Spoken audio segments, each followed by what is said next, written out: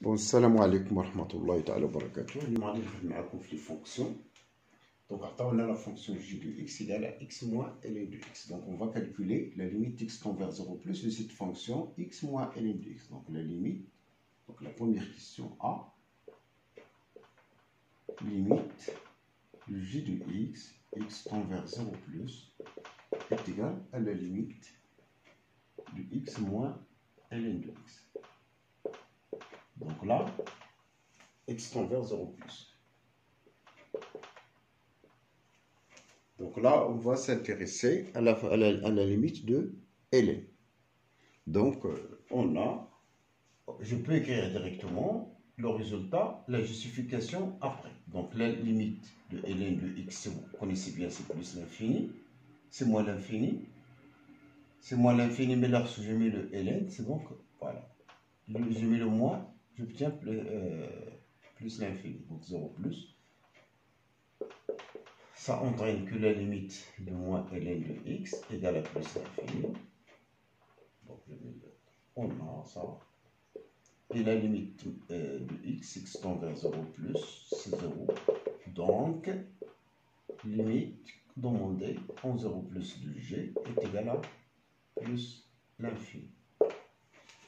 Pour l'autre limite x tend vers plus l'infini de g de x. C'est la limite x tend vers plus l'infini de x moins ln de x. Là, on commence à... Donc là, si je mets la limite de x, c'est plus l'infini. La limite de ln de x, lorsque x tend vers plus l'infini, c'est aussi plus l'infini. Mais il y a le moins entre eux, c'est-à-dire j'ai une forme plus l'infini, moins plus l'infini. Et donc, il s'agit bien d'une forme indéterminée. Et donc, à ce stade, on factorise par le x. Pour profiter d'une limite usuelle. C'est la x facteur de 1 moins ln de x sur x. Et là, vous connaissez bien dans le cours que la limite x tend vers plus l'infini de ln de x sur x, c'est 0. Donc ce terme-là, entre parenthèses, ça tend vers 1. Et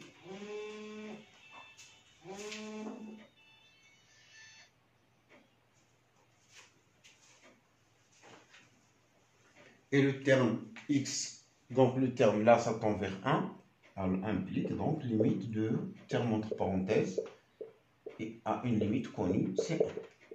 Et la limite de x, c'est plus l'infini.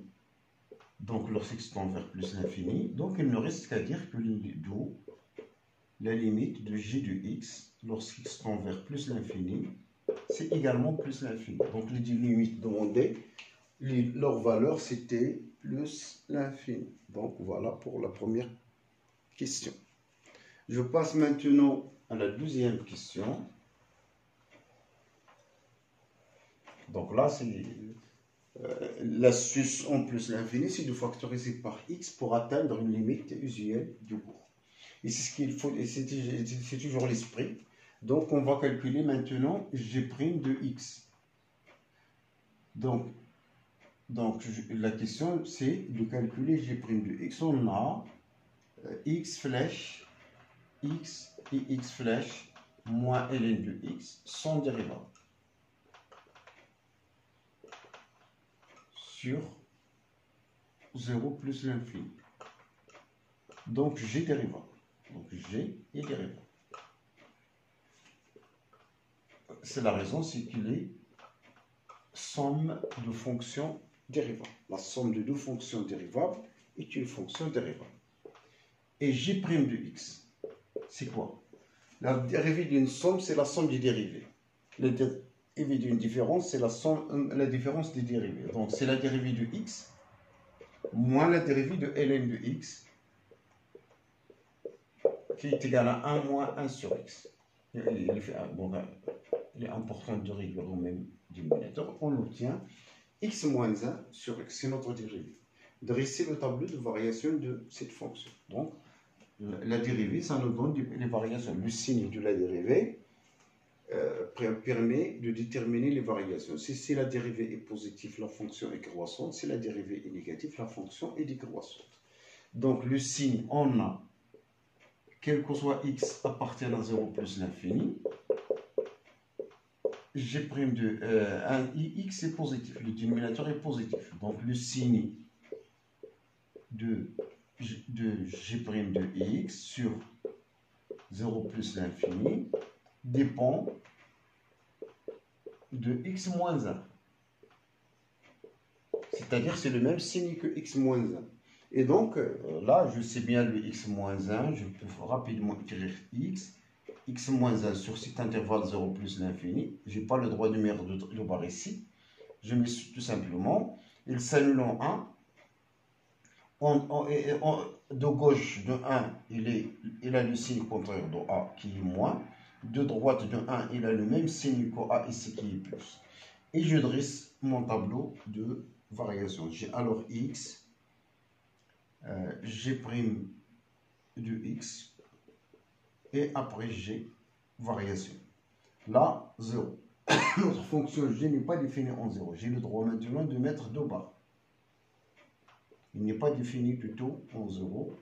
Il y a donc l'exclusion de 0. Donc j'ai le 1. Ma fonction est négative et ma fonction dérivée est positive à droite, négative à gauche. Donc elle est décroissante, puis il croît. Et donc j'ai déjà calculé tout. Donc la limite ici c'est plus l'infini qu'on a calculé tout à l'heure. La limite en plus l'infini c'est plus l'infini. Il ne reste qu'à évaluer en 1. Là, je vous conseille de méfier. Les élèves commettent des erreurs et ils remplacent la dérivée ici, alors que là, c'est la fonction principale, c'est g de 1. G de 1, c'est 1 moins ln de 1, c'est 1. Pour la question suivante, on déduire que, quel que soit x supérieur strict à 0, x est supérieur à ln de x. C'est une question importante et très... il est fréquemment posé en nationaux. Toujours un objectif d'étude de signe, c'est le tableau de variation. Ici, j'ai une valeur minimale qui vaut 1. C'est-à-dire tout est supérieur ou égal à 1. Et donc, tout est positif. Donc, voilà, c'est ça. C'est l'esprit de la réponse.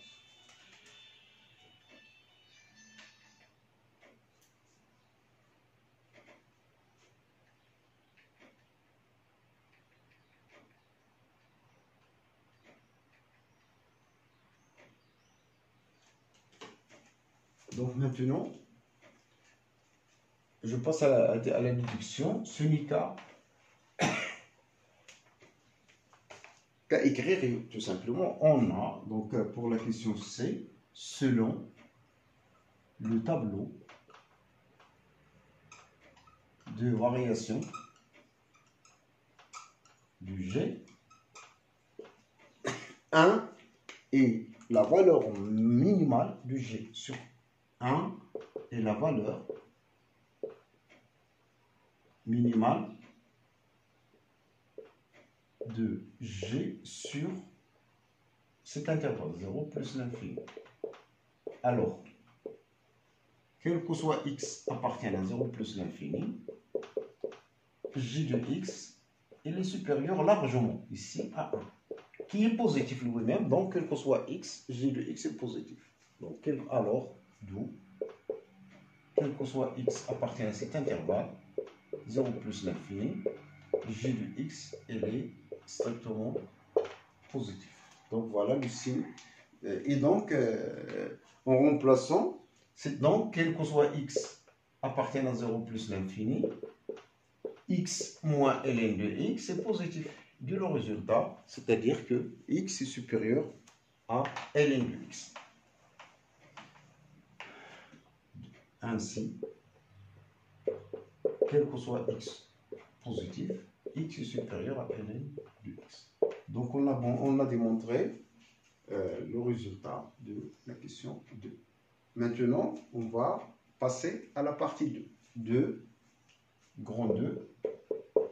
La première question, c'est de montrer, on vous donne f, c'est ln de x sur x moins ln de x. C'est l'expression de f. f de 0, c'est moins 1. Là, c'est pour x strictement positif. On vous demande de montrer que f est continu à droite. Là encore, je signale une erreur. Il y a le mélange entre la dérivabilité et la continuité. Alors, la continuité, c'est de calculer la limite de la fonction en point concerné et de la comparer à l'image. Donc là, je calcule directement ma limite x tend vers 0 plus de la fonction f de x. C'est la limite x tend vers 0 plus de ln de x sur x moins ln de x. Là, si je calcule la limite, j'obtiens la moins l'infini ou la moins l'infini. L'infini sur l'infini, c'est une forme indéterminée. C'est-à-dire, c'est une forme dont on ne peut pas conclure d'une manière directe. Alors là, l'esprit encore c'est le même. Je considère le plus fort. Le plus fort dans les expressions x, ln de x, ln de x, c'est ln de x, c'est le plus fort. Pourquoi? Il tend vers l'infini, il est énorme en valeur absolue. Donc c'est pour cela que je préfère là à apparaître le facteur factorisé par ce qui est énorme. Donc ln de x, c'est le plus fort. Je factorise donc avec le ln de x en bas. Donc j'obtiens x sur ln de x moins 1. Il y a le ln de x ici qui va être simplifié après. Et donc c'est la limite x tend vers 0 plus de 1 sur x sur ln de x moins 1. Là on a limite du terme x sur ln de x lorsqu'x tend vers 0 plus c'était 0. Pourquoi? Parce que ce terme-là, x, est un terme qui tend vers 0. Et le terme là, ça tend vers l'infini. Et un nombre quelconque sur l'infini, ça donne 0, sans hésiter. 0 sur l'infini, c'est 0. 5 sur l'infini, c'est 5. N'importe quel nombre sur l'infini, ça donne toujours 0. Et donc, ma limite ici, c'était moins 1. Donc, il est égal à moins 1. Et là, la justification, car, attention, ça, c'est pas une limite usuelle. Ce n'est pas une limite usuelle que vous connaissez. Là, c'est une limite dont je remplace mes calculs. La limite là, le numérateur, ça tend vers 0. Donc, puisque ici, le numérateur, c'est 0. Le dénominateur, c'était l'infini, moins l'infini. 0 sur l'infini, c'était 0. Et voilà, il reste à écrire alors que la limite, donc là, je fasse... Je laisse juste l'expression de f. Donc, limite x tend vers 0 plus de f de x, il faut la comparer à f de 0. C'est donné puisque f de 0, c'est moins 1. Donc, f est continu à droite en 0. Donc, f est continu à droite en 0. Voilà pour la question 1. La deuxième question maintenant. La deuxième question, c'est d'étudier la dérivabilité en 0 à droite. Là, il faut évaluer la limite de taux d'accroissement. Donc, pour la deuxième question, on a la limite x tend vers 0 plus de f de x moins f de 0 sur x moins 0 égale. Donc, je dois évaluer cette limite. Égale à la limite x tend vers 0 plus. Je remplace ma fonction, c'est ln de x sur ln de x sur x moins ln de x moins f de 0 qui est moins 1, le tout sur x. Et donc qui est égal à la limite x tend vers 0. Donc là, on a un dénominateur en bas et en haut. Donc là, comme j'ai expliqué dans une vidéo, c'est A sur B le tout sur C. Donc il faut réduire au même dénominateur en haut. Donc c'est ln de x plus x moins ln de x. Et là, c'est A sur B fois C. Et là, c'est donc ça fois ça. Puisque là, le trait principal de la fraction, c'est celui-ci. C'est ce trait-là. Et donc sur là, le produit de ces deux-là, qui est x facteur de x moins ln de x. Toujours, il faut méfier sur le trait principal dans les fractions. Et donc, j'obtiendrai le ln va se simplifier. Donc, il reste x sur x fois. Donc, aussi, à nouveau, le x va se simplifier. Et donc, il nous reste cette expression-là. C'est 1 sur g de x, en fait, qu'on a vu tout à l'heure. C'était plus l'infini. Et 1 sur plus l'infini, c'est 0. Donc, car... Il faut écrire la justification, car limite de x moins ln de x, x tend vers 0 plus, c'est la CCJ de x qu'on a calculé tout à l'heure, c'était plus l'infini. Donc, il ne reste qu'à dire que g est dérivable puisqu'on a trouvé un nombre, donc à dire que f. Donc, f est dérivable en 0 à droite, et on a le nombre dérivé de droite en 0, c'était 0. Donc, on a donc réussi la réponse à la question deuxième.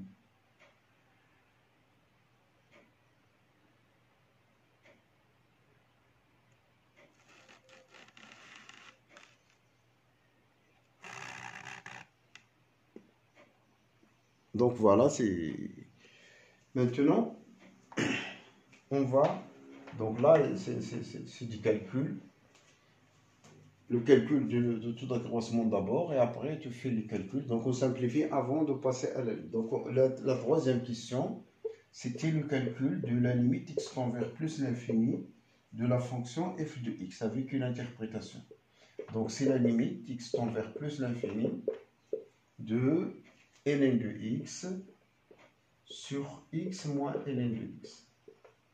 Ici, faites attention, toujours la démarche le plus fort, au voisinage de 0, le plus fort, le plus énorme, c'est ln, mais au voisinage de plus l'infini, le plus fort, c'est x. Et donc, je factorise toujours, j'ai l'habitude de factoriser par le plus fort lorsqu'il s'agit d'éliminer la forme indéterminée. Donc, on factorise ici par x. Parce que tout à l'heure, on a trouvé là, c'est plus l'infini, là aussi, c'est plus l'infini. Donc, il faut régler la situation. Donc, c'est ln de x sur x. Et là, je garde le ln de x. Donc, je trouve alors, si la limite x tend vers plus l'infini, je fais le produit de fonctions fois 1 sur. Et donc, on a trouvé bien ln de x sur x dans le cours, c'est 0, lorsqu'x tend vers plus l'infini. Donc, je trouve là 0 et là 0. Donc, il me reste alors 0. Parce que là, 1 moins 0, c'est 1. Et donc, la limite de cette fonction-là, c'est 0. Car la justification, la limite de ln de x sur x égale à 0 lorsqu'x tend vers plus l'infini. Donc, c'est parfait. Donc, l'interprétation de ça, c'est que CF admet une asymptote horizontale d'équation y est égal à 0. Et voilà. Donc voilà la réponse à la question 3. Donc, la limite, ça c'est 0. Pourquoi? Parce que ln de x sur x, en plus l'infini, c'est 0. Je trouve alors la valeur définitive de la limite, c'est 0. Lorsque vous trouvez la limite x tend vers l'infini d'une fonction égale à une valeur réelle b, l'interprétation, c'est que la courbe admet une asymptote horizontale d'équation y égale à b. Bon, voilà pour l'autre question. On a étudié la dérivabilité, la limite. Donc maintenant, la quatrième question, c'est le calcul de la dérivée. Donc, quel que soit x positif, f' de x, c'était cette expression-là, ln de x sur x moins ln de x. Donc là, il s'agit de dériver en quotient. Donc, f' de x, c'est t. Donc, je veux calculer la dérivée. C'est ln, c'est la dérivée du numérateur, fois x moins ln de x, moins ln de x, fois x moins ln de x dérivé, sur x moins ln de x, le taux au carré. C'est une dérivée d'une fraction u sur v. La dérivée de u sur v, à retenir par cœur, c'est u'v moins uv' sur v carré. C'est la dérivée d'un quotient. Et donc, je remplace mes calculs. La dérivée de ln, tout le monde connaît que la dérivée de ln, c'est 1 sur x, fois x moins ln de x, moins ln de x, fois 1 moins 1 sur x. sur le carré de l'expression. Et donc, f' de x est égal, je développe alors, c'est 1 moins ln de x sur x, moins ln de x, plus ln de x sur x, qui va donc se simplifier avec ce terme-là, 2 sur x moins ln de x au carré. Donc, c'était alors, c'est 1 moins ln de x sur x moins ln de x, plutôt au carré. Voilà pour la question. La question A. Maintenant, on vous demande de dresser le tableau de variation de la fonction f. Donc, on va. Donc, toujours la dérivée, ça sert à déterminer les variations. Donc, le signe de dérivée, ça donc quatrièmement, B, tableau, variation de f. On a, quel que soit x positif, tout à l'heure on a montré que x moins ln de x est strictement positif, donc le carré reste strictement positif. Donc le carré est strictement positif. Normalement, il est toujours largement positif, mais là, on gagne qu'il est strictement grâce à la question de la première partie, la dernière question de la première partie. Donc, le signe de f' de x dépend de 1 moins ln de x. Et on a 1 moins ln de x est positif. Là je traduis quelle est la signification. Ça est positif quand? Quand c'est selon aussi. Je trouve alors, avec une équivalence, bon, j'écris l'équivalence, avec équivalence, je peux connaître le signe. C'est 1 est supérieur à ln de x. C'est-à-dire, là, je n'ai pas nécessairement 1 moins ln de x, c'est positif. Mais, je pars du fait de la signification de ça. Je cherche la signification de 1 moins ln de x est positif. Ça veut dire que 1 est supérieur à ln de x, qui est encore, donc en passant à l'exponentielle, qui nous donne e supérieur à x. Donc, cette quantité-là est positive lorsque e est supérieur à x. Et donc, je connais le signe. Il est nul. Si selon aussi, e est égal à x. Avec ces deux choses-là, je peux tirer le tableau de variation. En écrivant, donc j'ai là f' de x, fx, 0, et la valeur qui sépare les signes, c'est e. La dérivée s'annule. Lorsque x est inférieur à e, le signe est positif. Et là, est dérivable, on a vu qu'il est dérivable. Sinon, s'il n'est pas dérivable, on va mettre de bas. Et là, le moins plus l'un. Donc, ma fonction f, les variations, j'ai la fonction qui est croissante et qui est décroissante. Et je calcule f de e. F de e, c'est ln de e sur ln de e, c'est 1. Donc, c'est 1. Ln de e, c'est 1 sur e moins 1. Et l'image en 0, on a vu que c'est moins 1. L'image en plus l'infini, on a vu que c'est 0.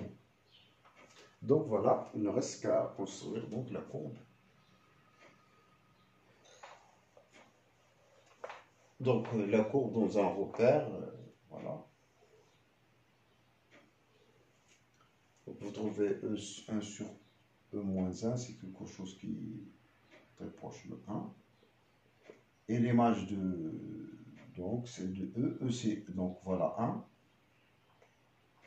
2, 3. Donc 2,7 c'est E, voilà notre E. Voilà une tangente horizontale puisque la dérivée s'annule. Le point où la dérivée s'annule, j'obtiens toujours une tangente qui est horizontale. Ce qui se passe en 0, 0 moins 1. Donc j'ai l'abscisse 0, l'ordonnée c'est moins 1. Donc le point concerné c'est ça. Mais là, j'ai une tangente qui est horizontale grâce au fait que la dérivée à droite est nulle. Je remarque encore que f de 1 c'est 0. C'est-à-dire la courbe elle passe par le point de coordonnée 1, 0. Donc voilà, pas mal de remarques. Et encore, on a une asymptote d'équation y égale à 0. Donc la courbe, elle va descend vers l'axe des x. Y égale à 0, c'est l'axe des x. Donc là, ma courbe, donc, il monte en ce point. Donc voilà. Donc une tangente, toujours il faut faire. La courbe, il suit donc la tangente. Donc là, il va descendre. Donc on a une sorte de point d'inflexion en fait. Voilà. Et donc voilà pour la courbe. Donc il y a deux tangentes horizontales. Donc il faut, je sais pas ici, il faut bien écrire les tangentes. Et donc voilà les éléments de repère O, I, G et la courbe C, F. Je vous remercie avec votre attention et à la prochaine, Inch'Allah.